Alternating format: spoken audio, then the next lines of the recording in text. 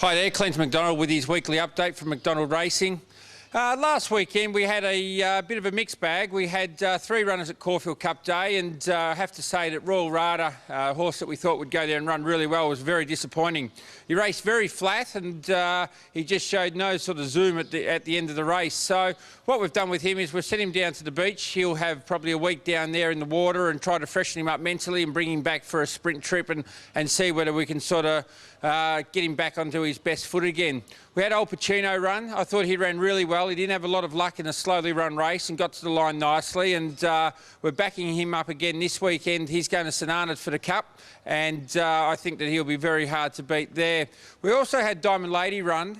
Jimmy Cassidy rode her, and they were standing in the barriers for a long time, and she missed it. She didn't miss it. She actually got sort of skittled when she came out. A horse barreled her, and she probably got pushed back 4 or 5 lengths, and she made up nice ground, and she's definitely a mare to follow throughout this preparation.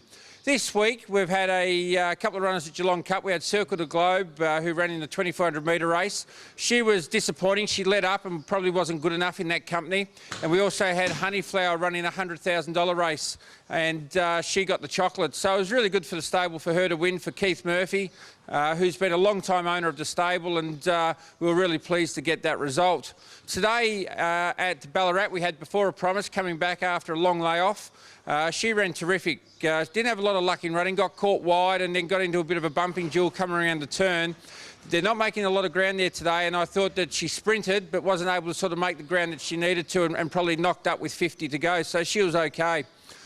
Tomorrow night at Moonee Valley, Cox Plate Eve, we've got 40-30 going to the last race over a mile in the Country Cup. I think that this horse is going really well and should be pretty hard to beat tomorrow.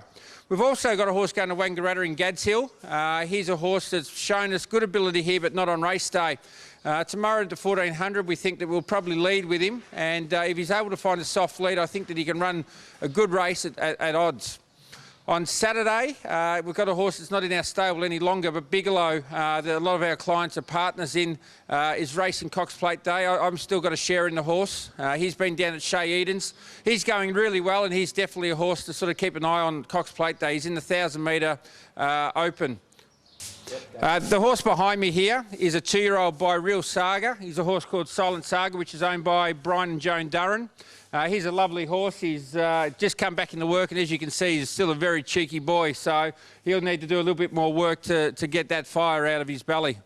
Next week's racing, we've got Tuesday, we've got at Seymour, we've got Irresistible going to a 1400 metre fillies and mares. She's a mare that's shown us really good promise, but had a lot of little issues that have sort of stopped her from racing and probably reaching her full potential. But we're hoping on Tuesday that we've got her at 110% and she can go there and race well for the patient owners. We've also got Arpray, who's going to go to the 0 to 72 2000. Brad Willer's booked to ride. He didn't get a very good ride here, 1,000 Guineas Day. Hugh Bowman rode him, went way too hard on him, and he sort of compounded it down the straight. But I think going back in lesser grade, Brad Willer on with kind hands, I'm hoping that he can really turn his form around and come away with a win. Well, I'd like to wish everyone the best for the weekend, and happy punting. My tip for the Cox Plate would be Ocean Park.